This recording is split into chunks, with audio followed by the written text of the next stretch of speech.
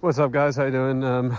Welcome back. Today I'm going to continue on with the problem with truth issue because it's such a huge topic and it's so important for moving forward in human thinking that it's worth elaborating more here on different critiques that have come up over time that are really worth exploring for yourself because of the personally transformative character of these sorts of recognizing these thoughts in terms of undoing the programming which is basically running amok in the world today and keeping us all down, unable to do what we think is right because we've been installed certain programs that make us feel guilty or wrong. Just the idea of wrong itself says it all as you read into all the implications of that and where that really comes from, which is basically the programming we all go through as children based on the idea of the correctness of concepts. So what I really want to talk about is analyzing where concepts come from to see the nature of the difference between concepts and reality. And this is drawing from Nietzsche, Bergson, Alfred North Whitehead. All have leveled this critique, and as of now, we're still in a world that hasn't even began to comprehend that. So let's just talk, right? If we're walking around, you're looking around right now in the forest or wherever you are. I'm in the forest, you might be in a room or something. What you have to recognize is the enormity of all the detail and complexity of what you actually see when you look, right? In one glimpse of a microsecond glimpse of any scene, and there are billions and billions of pieces of information, right?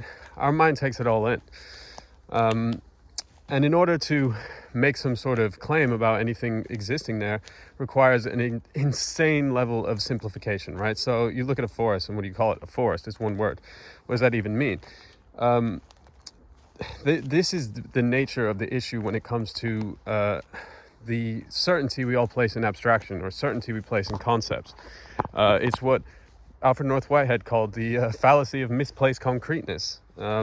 Which is also related to the bifurcation of nature, where in our minds, the way that language is functioning right now is to basically create an abstract mirror in ideas of reality as we all experience it.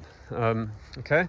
So, I mean, that's pretty straightforward, but what's interesting or important to bear in mind here is the nature of what we're actually talking about, which is you have direct experience of reality. Then you have a sort of version of that, an image of that in the mind, which then becomes we attach to words and sounds. So we have two orders of abstraction from direct experience to actual words, right? And the interesting thing about this, which Nietzsche makes the point in On Truth and Lies in a Non-Moral Sense, is that actually, because the whole point of Nietzsche's critique is basically to bring to light the absolute silliness of the dogmatic belief system, basically the dogmatic viewpoint, which is still very alive today. And I'm going to put a link in the comments so you can listen to this. It's very short, but I find it hilarious is that he's making a critique of the scientific people of his time, like more than 100 years ago, and it's the same critique you can make now, which is the belief system based on the idea that we've got it all figured out, that there is some truth, there is some certainty, which is just a sort of self-deceptive illusion in order to give people a sense of safety, feeling of safety, that they don't have to deal with the fear of the actual enormity of what life really is. And it's fine. I mean, I have no problem with people comforting themselves. That's fine. But the only issue with this is that this is the whole basis for all of the authoritative system that we live in. It's the basis of everything: punishment, crimes, the legal system. All the tyranny is based on this abstraction and the use of the idea of truth in order to then put people into categories and then to do things which are absolutely abominable against life itself. So I think it's important to bear that in mind, that it's not, I mean, you see it though, because as soon as you start to bring this stuff up, you get people attacking you and basically denigrating your character, saying you're stupid and stuff like that. But it's a training program that we've all been through that for ourselves would be much better to do away with, right? So understand this. It's two faculties of mind, right? We have direct experience, and we have the abstract sort of calculative faculty. The direct experience is so far beyond the complexity of what even you could even say. In one image, it could take you 1,000 years worth of words to actually detail all the different things there. But why is that significant, right? Because what we do when we create language, when we create these concepts, we create theories, is that we are creating simplifications that lead to some conclusion. That conclusion leads to some action.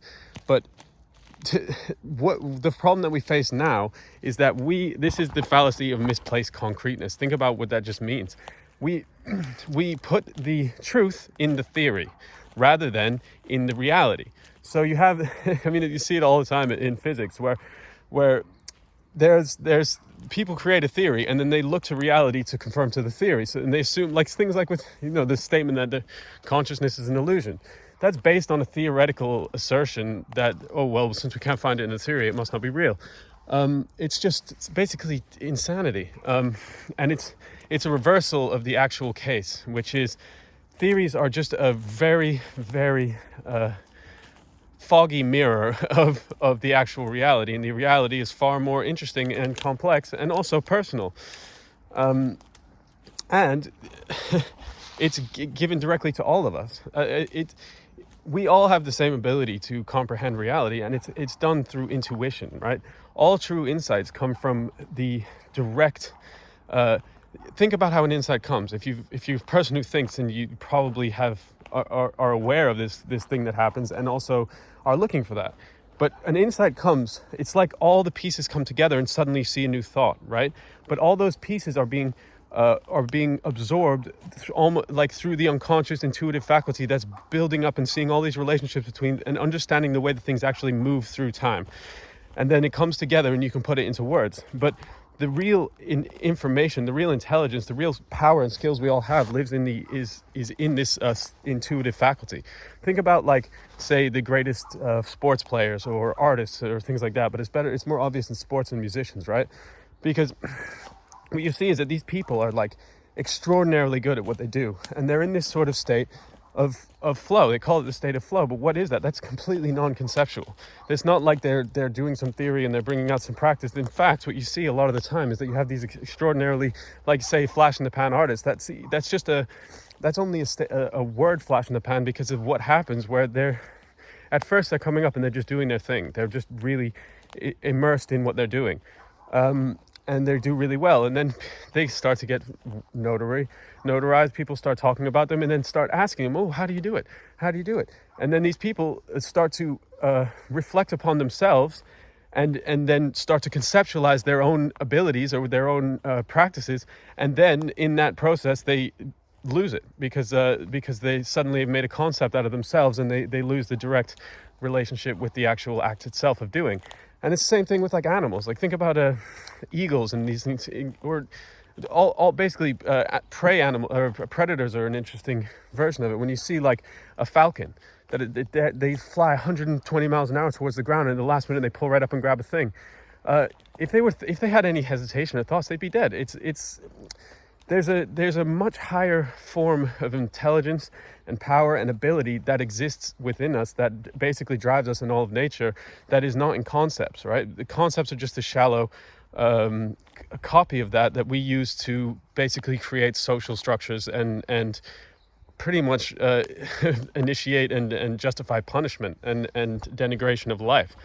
So I basically just bring this up because I want to put a couple of videos in the comments that I think you guys should check out, namely, or just authors to really look into, or Bergson, Nietzsche, and Alfred North Whitehead.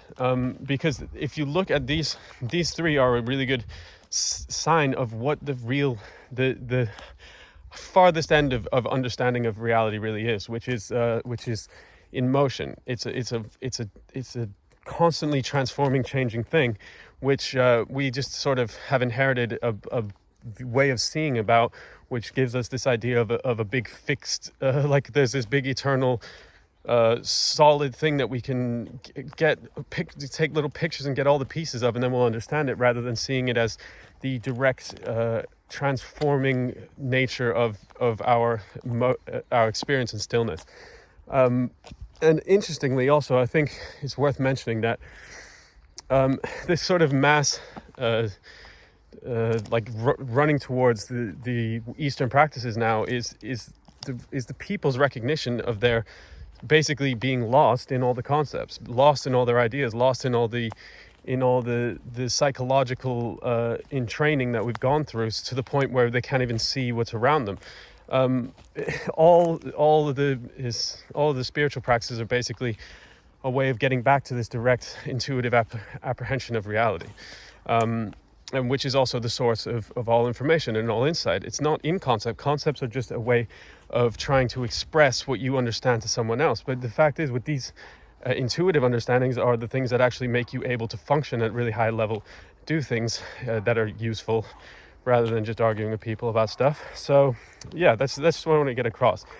Concepts are just a faint image of reality, and they're also the justification for all the domination in the world, and all the basically things that put some people above others and make it justifiable to do incredibly horrendous things, which we're seeing all the time. So if you have a lot of allegiance to the idea of authority and the idea of concepts, just look at the fucking world right now. Like, look at all the wars and all the suffering, and look at how whoever's perpetrating that is 100% sure that they're right in their concept, and everyone else is obviously wrong. So, yeah, but hope you like this one, and speak to you again soon.